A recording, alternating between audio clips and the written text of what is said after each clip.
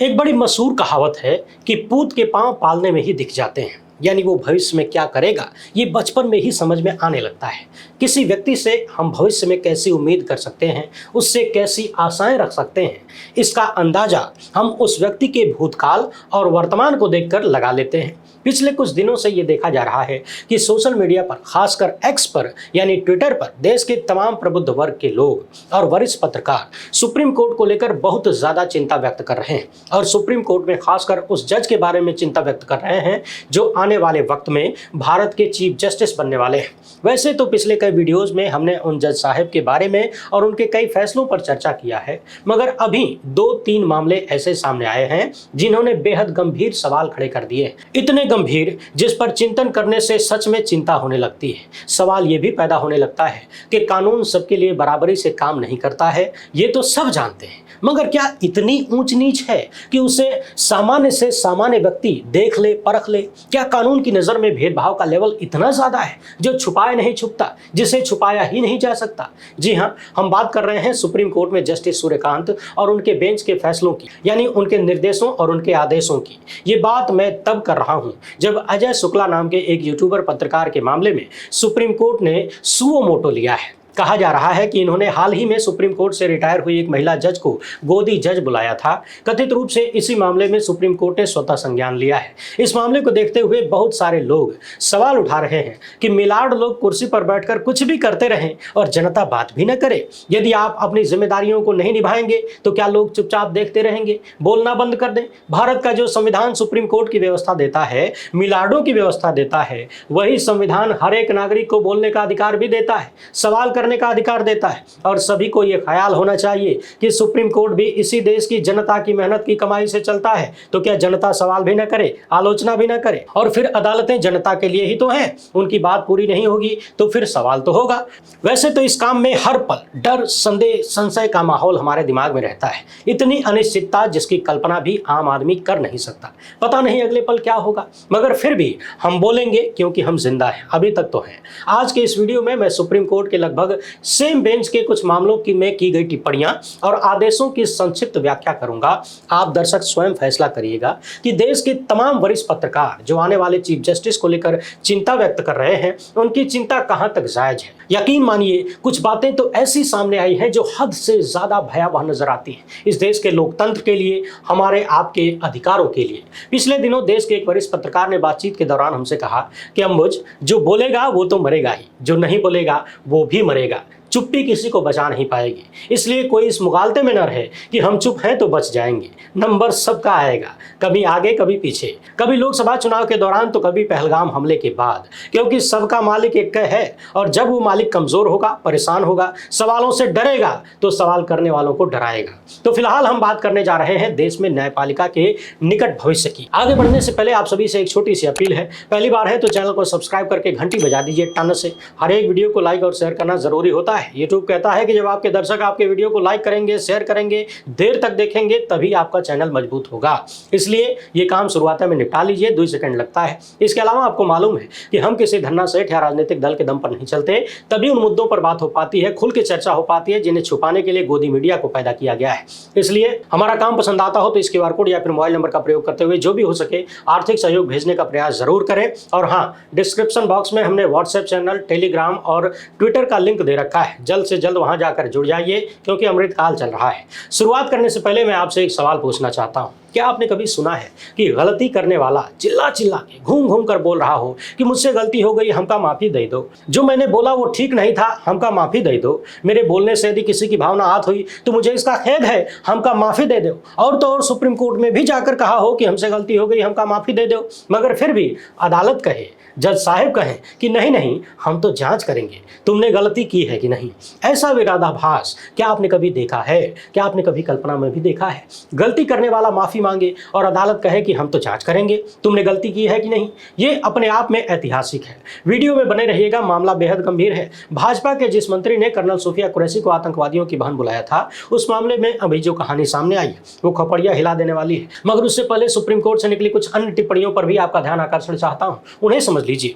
दवायर के लिए सैफ मोहम्मद ने एक लेख में बताया कि सुप्रीम कोर्ट जब लोक लुभावन भावनाओं का प्रतिनिधित्व करने लगता है तो इससे संविधान की आवाज कमजोर होने लगती है। आप अक्सर अक्सर महसूस करते होंगे कि व्हाट्सएप यूनिवर्सिटी, सोशल मीडिया पर आईटी सेल के गुर्गे और गोदी मीडिया के लपटझंडिस जिन बातों को दिन रात दोहराते हैं, वही बातें कई बार अदालतों में बैठे जजों की जबान से भी निकल जाती है। याद तो होगा ही, कोई जज साहब बोल रहे थे कि मोर के आंसू पीकर मोरनी प्रेग्नेंट हो जाती है, और कोई बोल देता है कि गाय ऑक्सीजन ही लेती है, ऑक्सीजन ही छोड़ती है, और कोई नफरती जज इतना नफरत में डूबा हुआ होता है कि वो मुसलमानों को कठमुल्ला और न जाने क्या क्या कहने लगता है। ये सारी वही बातें हैं जो व्हाट्सएप यूनिवर्सिटी में घुमाई जाती हैं और जिन्हें आप संगठित तरीके से लोक लुभावन भावनाओं का नाम दे सकते हैं। ये चीजें अपने आप पैदा नहीं होती, बल्कि बनाई जाती हैं, गढ़ी जाती हैं। ठीक उसी तरह से पिछले कुछ समय में ये देखा गया कि शरणार्थियों को लेकर घुसपैठिया शब्द खूब इस्तेमाल हो रहा है और उन्हें दुश्मन की तरह दिखाया जाता है। खासकर बीजेपी जिन राज्यों में चुनाव लड़ना चाहती है, वहां घुसपैठियों का मुद्दा खूब बनाती है। ये अलग बात है कि चुनाव खत्म होते ही मुद्दा गायब हो जाता है। हाल ही में आपने देखा, गुजरात में बांग्लादेशियों के नाम पर बहुत सारे लोगों की जगह खाली करा दी गई, हजारों घर गिरा दिए गए, और बाद में पता चला कि 90% तो भारतीय थे, उनके पास सारे कागजात भी थे। यानी कागज होने के बाद भी आप बचेंगे नहीं। दरअसल 16 मई को सुप्रीम कोर्ट में एक मामला था जहां कहा गया कि रोहिंग्या शरणार्थियों, जिनमें बच्चे, महिलाएं और बीमार लोग भी शामिल थे, भारत के अधिकारियों ने उन्हें अंडमान सागर में छोड़ दिया।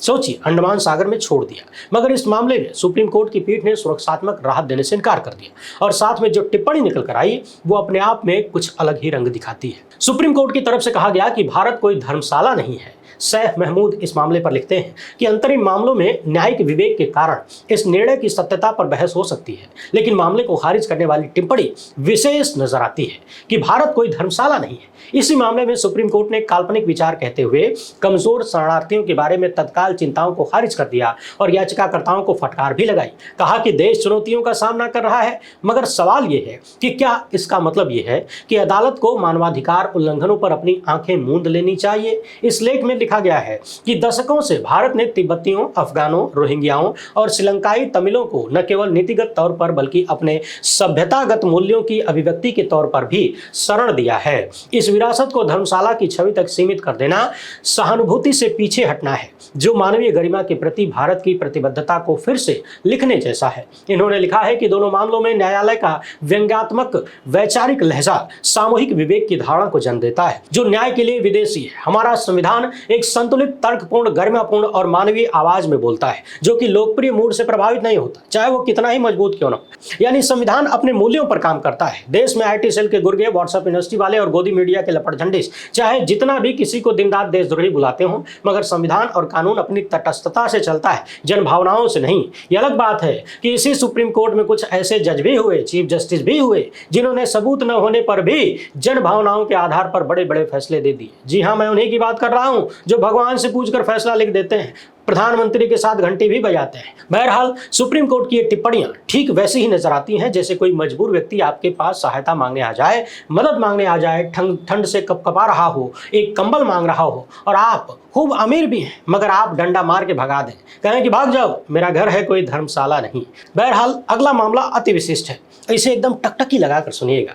हाल ही में पहलगाम हमले के बाद, ऑपरेशन सिंदूर के बाद और इस दौरान भारत की सरकार ने, तथाकथित सत्ताधारी दल के लोगों ने, प्रधानमंत्री ने जिस तरीके का रवैया अपनाया, जैसा रवैया अपनाया, उन चीजों को लेकर बहुत सारे सवाल हैं। ये अलग बात है कि जवाब देने वाला कोई नहीं है। एक फेसबुक पोस्ट में प्रोफेसर अली खान महमूदाबाद ने कुछ बातें लिखी, उसका अंग्रेजी और हिंदी अनुवाद मैंने आपको कई बार दिखाया, सबने दिखाया। अब तक कोई व्यक्ति ऐसा नहीं मिला जो उसमें कुछ ऐसी बात दिखा दे जिसके कारण एफआईआर की जा सकती हो, जिसके कारण प्रोफेसर को पुलिस सुबह सुबह घर से गिरफ्तार कर ले। एक फेसबुक पोस्ट के लिए हरियाणा पुलिस ने प्रोफेसर को गिरफ्तार कर लिया। गिरफ्तारी को लेकर भी तमाम सवाल उठे, तमाम नियमों कानूनों के उल्लंघन का सवाल उठा और उन पर महिलाओं के खिलाफ अपमानजनक, विध्वंसक और देशद्रोही होने का आरोप लगा दिया गया। जब प्रोफेसर सुप्रीम कोर्ट पहुंचे तो सुप्रीम कोर्ट ने कई सारी कठोर शर्तें लगाकर उन्हें अंतरिम जमानत दी और उनकी फेसबुक पोस्ट को जांचने के लिए, उसे समझने के लिए 3 आईपीएस अधिकारियों का एक एसआईटी बना दिया। अब सवाल यह है कि प्रोफेसर ने अपनी फेसबुक पोस्ट में क्या इतनी कठिन भाषा का प्रयोग किया है कि उसे देश का सुप्रीम कोर्ट नहीं समझ पा रहा है, सुप्रीम कोर्ट में बैठे बड़े बड़े जज लोग नहीं समझ पा रहे हैं। अब यदि सुप्रीम कोर्ट नहीं समझ पा रहा है तो वो तीनों आईपीएस अधिकारी कैसे समझ लेंगे? फेसबुक पोस्ट आपकी स्क्रीन पर दिख रही होगी, देख लीजिए। इसमें ऐसी कौन सी अंग्रेजी या हिंदी है जिससे देश का सुप्रीम कोर्ट और वहां बैठे खूब पढ़े लिखे, खूब बड़े बड़े जज लोग नहीं समझ पा रहे हैं? और यदि वो नहीं समझ पा पा रहे हैं तो क्या उनसे ज्यादा विद्वान वो तीनों आईपीएस अधिकारी होंगे जिन्हें जांच सौंपी गई है? इससे भी ज्यादा हैरान करने वाली बात यह है कि हरियाणा के एक सरपंच ने इस फेसबुक पोस्ट का मतलब समझ लिया और उसने आपराधिक कार्रवाई शुरू करवा दी। आप सोचिए कि जिस फेसबुक पोस्ट की भाषा को सुप्रीम कोर्ट में बैठे जज नहीं समझ पा रहे, उसकी भाषा को हरियाणा का एक सरपंच समझ लेता है। एफआईआर लिखने वाले पुलिस अधिकारी भी, पुलिस के कर्मचारी भी समझ लेते हैं, गिरफ्तार करने वाली पुलिस भी समझ लेती है। ये कैसी विडंबना है। और सुनिए, सबसे ज्यादा चौंकाने वाली बात तो तब सामने आई जब प्रोफेसर के समर्थन में लिखने और बोलने वाले छात्रों और शिक्षाविदों पर टिप्पणी करते हुए सुप्रीम कोर्ट ने कह दिया कि हम जानते हैं ऐसे लोगों से कैसे निपटना है, वो भी हमारे अधिकार क्षेत्र में है। यानी सीधे सीधे देश की जनता को धमकी कि प्रोफेसर के समर्थन में लिखना बोलना मना है, बोलोगे तो हम देख लेंगे। सैफ महमूद लिखते हैं कि शिक्षाविदों का सवाल करना, छात्रों का लिखना बोलना न केवल उनका अधिकार है बल्कि संवैधानिक दायित्व भी है, यानी जिम्मेदारी भी है। अनुच्छेद 51A उन्हें वैज्ञानिक दृष्टिकोण, मानवतावाद और जांच तथा सुधार की भावना को बढ़ावा देने के लिए बाध्य करता है। उन्हें चुप करना संवैधानिक दृष्टि के मूल पर हमला है तथा एक प्रबुद्ध समाज की नींव को नष्ट कर देता है। यह तो रहा एक तरफ का मामला जिसे आपने देखा। अब आप उस तरफ के मामले को देखिए जो लोग सत्ता में हैं, यानी सत्ता से सवाल करने वालों के साथ क्या हो रहा है वो भी आपने देख लिया। अब जो सत्ता में हैं वो सेना का अपमान करने के बाद भी, सरेआम निकृष्टतम भाषा को बोलने के बाद भी किस तरीके से राजा की तरह घूम रहे हैं उसे महसूस करिए। प्रोफेसर के मामले में एफआईआर हुई, तुरंत गिरफ्तारी हुई, सुप्रीम कोर्ट ने भी तमाम कठोर पाबंदियां लगा दी। मगर भाजपा के जिस मंत्री ने कर्नल सोफिया कुरैशी को आतंकवादियों की बहन बुलाया था, पहले मध्य प्रदेश हाईकोर्ट ने उस पर स्वतः संज्ञान लेते हुए एफआईआर करने का आदेश दिया। पुलिस ने एफआईआर लिखा, ऐसा एफआईआर लिख दिया कि हाईकोर्ट भी देखकर दंग रह गया। उसने कहा कि जांच की निगरानी हम करेंगे। जाहिर सी बात है पुलिस पर मंत्री को बचाने का आरोप लगा। जब मंत्री को यह एहसास हुआ कि हाईकोर्ट छोड़ने वाला नहीं है, मामला फंस गया है क्योंकि हाईकोर्ट ने मंत्री की भाषा को गटर की भाषा बोला, तो मंत्री विजय शाह तुरंत भागे भागे सुप्रीम कोर्ट पहुंच गए और सुप्रीम कोर्ट में वो सब कुछ हुआ जो ये चाहते थे, बल्कि उससे ज्यादा ही हो गया, ये भी कह सकते हैं। शुरुआत में जब मामला सुप्रीम कोर्ट पहुंचा तो सुप्रीम कोर्ट ने और वहां जस्टिस सूर्यकांत ने बहुत बुरी तरह से हड़काया। कहने लगे कि आपने जो वीडियो बनाकर माफी मांगी है, हम देखना चाहते हैं कि किस तरह की माफी आप मांग रहे हैं। कभी कभी माफी बचने के लिए मांगी जाती है तो कभी कभी मगरमच्छ के आंसू जैसे होती है। इस तरह के भद्दे कमेंट किए गए हैं। अब आप उसके लिए माफी मांग रहे हैं। आप पब्लिक फिगर हैं, बोलते समय जिम्मेदारी से काम लीजिए, कम से कम सेना के लिए इतना तो कर ही सकते हैं। उस दौरान जस्टिस सूर्यकांत ने माफी को खारिज कर दिया और कहा कि आप पूरी तरह से बेनकाब हो चुके हैं, आप लोगों की भावनाओं के साथ खिलवाड़ कर रहे हैं। यानी खूब डांट फटकार लगाई। ऐसा लगा कि सुप्रीम कोर्ट अब ऐसे बड़बोले भाजपाइयों को, मंत्रियों को सुधारिए देगा। मगर पिछले कुछ सालों में हमने देखा है इस तरह के मामलों में जब भी सुप्रीम कोर्ट मौखिक टिप्पणियां बहुत कठोर करता है तो जो फाइनली निकल के आता है वो एकदम उलट होता है। पूर्व सीजेआई चंद्रचूड़ को याद कर लीजिए, सुनवाई के दौरान कितनी कठोरता से बोलते थे और फैसला एकदम उलट आता था। महाराष्ट्र का मामला ही याद करिए, भाजपाई सिस्टम को कितनी लताड़ लगी मगर सब कुछ उसी भाजपाई सिस्टम के पक्ष में गया। यहां भी ठीक वैसे ही है। सुप्रीम कोर्ट ने मंत्री की गिरफ्तारी पर रोक लगाई और अब तो मध्य प्रदेश हाईकोर्ट से भी कह दिया कि आप सुनवाई मत करिए, हम करेंगे। साथ ही साथ इन्होंने जो एसआईटी बनाई थी जांच के लिए, अब उसे और ज्यादा समय दे दिया गया है, जुलाई तक का समय दिया गया है। सोचिए, कुछ सेकंड का वीडियो जिसमें भाजपाई मंत्री कर्नल सोफिया कुरैशी को आतंकवादियों की बहन बुला रहे हैं, जो देश के कोने कोने तक पहुंच चुका है, दुनिया ने देख लिया, तो उस वीडियो को सुप्रीम कोर्ट में बैठे जज नहीं समझ पा रहे हैं। पुलिस को वीडियो शायद नहीं मिल रही होगी, मिल भी गई होगी तो शायद पुलिस भी समझ नहीं पा रही होगी। मगर सबसे ज्यादा चिंताजनक बात यह है कि सुप्रीम कोर्ट में यही मंत्री और इनके वकील जाकर माफी मांग रहे थे, तो किस बात के लिए माफी मांग रहे थे? जब इन्होंने एक बार नहीं बल्कि 3-3 बार वीडियो बनाकर देश की जनता से माफी मांग लिया हो, तो फिर अब जांचने के लिए बाकी क्या रह जाता है? क्या ये बात ठीक वैसे ही नहीं है कि आरोपी बार बार माफी मांग रहा है कि हमसे गलती हो गई और जज साहब कह रहे हैं कि नहीं नहीं, तुम्हारे कहने से थोड़ी ना मान लेंगे कि तुमसे गलती हो गई, हम तो जांच करवाएंगे। और सुनिए, सबसे ज्यादा चिंताजनक बात तो यह है कि 19 मई को सुप्रीम कोर्ट ने 3 अधिकारियों की एसआईटी बनाई थी।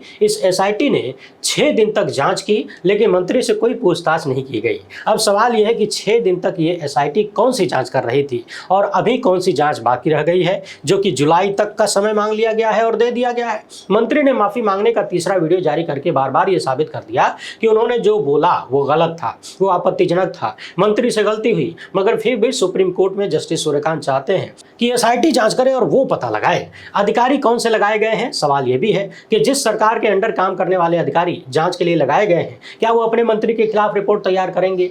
क्या जो अधिकारी मंत्री के खिलाफ कायदे की एफआईआर नहीं कर पाए, हाईकोर्ट को फटकार लगानी पड़ी, वो अधिकारी मंत्री के खिलाफ कोई रिपोर्ट देंगे, जांच करेंगे? क्या ये सारी लेट लतीफी सिर्फ इसलिए की जा रही है ताकि धीरे धीरे देश की जनता इस मामले को भूल जाए और चुपके से मंत्री जी को अभयदान दे दिया जाए। वैसे भी अभयदान तो मिल ही चुका है, मंत्री की गिरफ्तारी नहीं हुई, सुप्रीम कोर्ट ने रोक लगा दिया और प्रोफेसर महमूदाबाद की तरह कठोर शर्तें भी नहीं लगाई गई। अब जरा सोचिए, एक तरफ प्रोफेसर महमूदाबाद की फेसबुक पोस्ट जिसमें किसी भी प्रबुद्ध व्यक्ति को अब तक कोई आपत्तिजनक चीज नहीं मिली, और तो और जिस भाजपाई महिला ने इस मामले में एक्शन लेने की शुरुआत की, वो महिला भी अब तक फेसबुक पोस्ट में कोई गलती छांट नहीं पाई है, सरेआम टीवी पर पकड़ी गई, एक शब्द मुंह से नहीं निकला, गलती नहीं बता पाई। यानी एक तरफ प्रोफेसर महमूदाबाद का मामला जहां हकीकत लिखने पर उनकी गिरफ्तारी होती है, एफआईआर रद्द नहीं होती और जांच के लिए एसआईटी बना दी जाती है। जो फेसबुक पोस्ट गांव का सरपंच समझ लेता है, थाने की पुलिस समझ लेती है, वो सुप्रीम कोर्ट को समझ में नहीं आता, उसके लिए एसआईटी बनाई जाती है।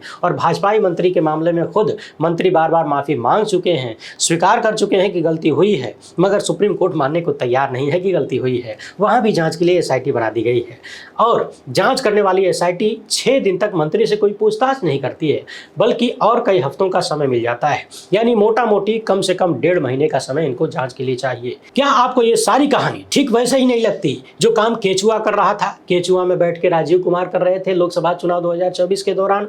आपको याद होगा, प्रधानमंत्री मोदी और उनके तमाम मंत्री, गृह मंत्री अमित शाह से लेकर सब एक से बढ़कर एक झूठ बोलते थे, खूब नफरती भाषण दिया करते थे। जब ये मामला चुनाव आयोग तक पहुंचा, विपक्षियों ने, खासकर कांग्रेस ने शिकायत की, तो केचुआ ने कह दिया कि हमने 2 बड़ी पार्टियों के 2 बड़े नेताओं को छूट दे रखी है कि हम उनके खिलाफ कोई एक्शन नहीं लेंगे, वो अपने से समझ के बूझ के अपना काम करें। यानी केचुआ को मालूम है, पूरी दुनिया को मालूम है कि एक तरफ भाजपाई नेता सरेआम नफरत फैला रहे हैं, झूठ बोल रहे हैं, और कांग्रेस वाले, चाहे वो मल्लिकार्जुन खड़गे हों या फिर राहुल गांधी, ये लोग तो कोई झूठ बोल नहीं रहे थे, कोई नफरत फैला नहीं रहे थे, तो उनको भी छूट है। यानी जब आपको मालूम हो कि एक आदमी गलती नहीं करेगा और एक बहुत बड़ी गलती कर रहा है, तो आप ये झूठ बोल दें, बरगला दें कि हमने दोनों को छोड़ दिया है। क्या ठीक वैसा ही मामला यहाँ भी नजर नहीं आता कि हमने दोनों में एसआईटी बना दी है, जबकि एक में कोई गलती नजर नहीं आती और दूसरे में गलती करने वाला गलती स्वीकार रहा है, माफी मांग रहा है। पूरा खेल जब आप देखेंगे तो नजर आएगा कि सबका मालिक एक तय है। अब आप जनता ही अंदाजा लगाइए कि भारत की न्यायपालिका का भविष्य कैसा होने जा रहा है। जो लोग यानी देश के वरिष्ठ पत्रकार जो चिंता व्यक्त कर रहे हैं, उनकी चिंता कहाँ तक वाजिब है, कमेंट बॉक्स में जरूर लिखिएगा। वीडियो पसंद आई हो तो ज्यादा से ज्यादा लोगों तक पहुंचाएं। पहली बार है तो चैनल को सब्सक्राइब करके घंटी बजा दीजिए टन से। फिलहाल इतना ही। हमसे जुड़ने के लिए बहुत बहुत धन्यवाद। जय हिंद।